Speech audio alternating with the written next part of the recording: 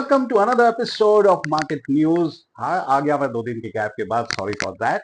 इसी के साथ शुरू करते हैं। इस बार बहुत कुछ इंटरेस्टिंग हो रहा है। आपके निफ्टी, बैंक निफ्टी पूरे इंडियन मार्केट में ऊपर जा रही है in spite of negative news from all the world over. तो सारे न्यू अपडेट्स के साथ मैं वापस आ गया। अगर आपके कुछ भी फीडबैक हो इस चैनल को लेकर, नीचे कमेंट जरूर कीजिएगा। और पहले ही भीख मांग रहा हूँ, सब्सक्राइब कर दीजिए पूरी न्यूज देखने से पहले। चलिए शुरू करते हैं। पहला न्यूज है अपने ट्रंप से। जी हाँ, डोनाल्ड ट्रंप जो जहां तहां उल जुलूल बक रहे हैं, इस बार तो हद ही हो गई।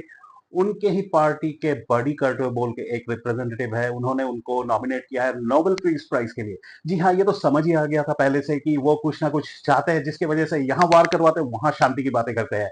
लेकिन सबसे बड़ी बात, उनका नॉमिनेशन और एक चिरकुंडे भिखारी ने किया है। पता है ये भिखारी कौन है? इंटरनेशनल, ये इंटरनेशनल भिखारी आसिफ मुनीर। जी हाँ, रिसेंटली आपने सुना था, जो पाकिस्तान के मेजर जनरल या पता नहीं कोई भी कुछ भी है, वो उन्होंने नॉमिनेट किया ट्रंप को नोबेल पीस प्राइज के लिए। उनका कहना है कि उन्होंने बहुत बड़ी रोल प्ले की ये जो ईरान इराक वार, ईरान इसराइल वार को रोकने में।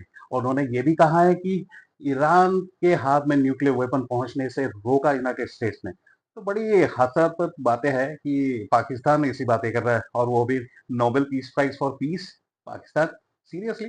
चलिए बढ़ते हैं अगली खबर। चलिए, पाकिस्तान को देख के बांग्लादेश भी बौखला गया। ऑपरेशन सिंदूर में जो पाकिस्तान की हालत हुई, अब बांग्लादेश भी बौखला हुआ है।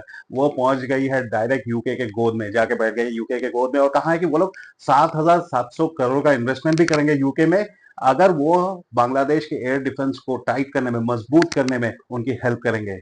ये तो बड़ी हसास्पद बातें हैं, क्योंकि वो बड़ी बड़ी बातें तो कहते हैं, एक तरफ की वो नॉर्थ ईस्ट को अलग कर देंगे, एक अखंड बांग्लादेश बनाएंगे, वहीं जाके यूके के गोद में जाके छुप जाती है जब देखती है वो ऑपरेशन सिंदूर जैसे ऑपरेशंस और अपने इंडियन आर्मी की strength. Anil Ambani of lately छक्के ही छक्के मारे जा रहे। अब अनिल अंबानी की कंपनी रिलायंस इंफ्रास्ट्रक्चर की शेयर जंप हो गई है अनदर 5%। और ऐसा क्यों, आप जानते हो? अचानक अनिल अंबानी मैजिकल ये काम कर रहे हैं। तो क्या हो रहा है, रिसेंटली उनको मिला जर्मन कंपनी से, उनकी कंपनी को एक ऑर्डर मिला है 600 करोड़ का, 600 करोड़ का एम्यूनेशन एक्सपोर्ट का जर्मन कंपनी से मिला है उनके रिलायंस डिफेंस वाली कंपनी को। जी हाँ, ये जर्मन कंपनी का नाम है, मैं पढ़ के बताता हूँ दोस्तों, बहुत ही डिफिकल्ट है। रियन मेटल वेपल म्यूनिटन।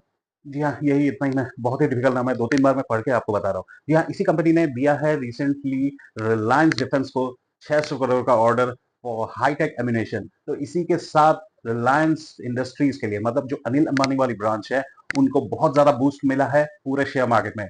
मूविंग फॉरवर्ड, रिसेंटली रिलायंस जो डिफेंस है, उन्होंने साइन किया है डील डोसाल्ट एविएशन के साथ हाईटेक एयरक्राफ्ट बनाने के लिए। हाईटेक एयरक्राफ्ट यानी मिलिट्री ग्रेड एयरक्राफ्ट बनाने के लिए। डोसाल्ट एविएशन वही है जो रफाल बनाती है।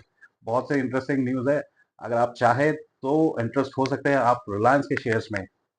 दोस्तों, अगली खबर जो है वो आपके पसीने छुड़ा देगी। जी हाँ, जो स्टॉक मार्केट में इन्वेस्ट करते हैं उनका नजरिया ही बदल देगी, क्योंकि अगली खबर वैसी ही है। अदानी और अंबानी ने मिला लिए हाथ। ये दो बड़े दिग्गजों ने मिला लिया हाथ। जी हाँ, रिलायंस बीपी मोबिलिटी और अदानी गैस लिमिटेड, ये दोनों ने मिला लिया हाथ। अभी क्या होने वाला है, अभी आप इन दोनों के मर्जर से, it's not a merger, sorry, basically एक काइंड ऑफ टाई अप है। ये एक काइंड ऑफ अंडरस्टैंडिंग है, जहां में रिलायंस मोबिलिटी के जो पेट्रोल पंप्स होंगे वहां में अदानी के गैस भी बेचे जाएंगे, और जहां पे आपके सीएनजी के स्टेशन है अदानी के, वहां पे रिलायंस के पेट्रोल और डीजल भी बेचे जाएंगे। तो इस तरह का एक अंडरस्टैंडिंग उन्होंने बीच में साइन किया है। जैसा कि हम जानते हैं, ये पेट्रोलियम और सीएनजी की मार्केट 150 अरब डॉलर की है इंडिया में, और इसीलिए इन दो दिग्गजों ने अभी हाथ मिलाया। अभी एक ही स्टेशन में, भले वो अदानी की गैस स्टेशन हो या रिलायंस मोबिलिटी की पेट्रोल पंप हो, दोनों में आपको तीनों तरह के फ्यूल मिल जाएंगे।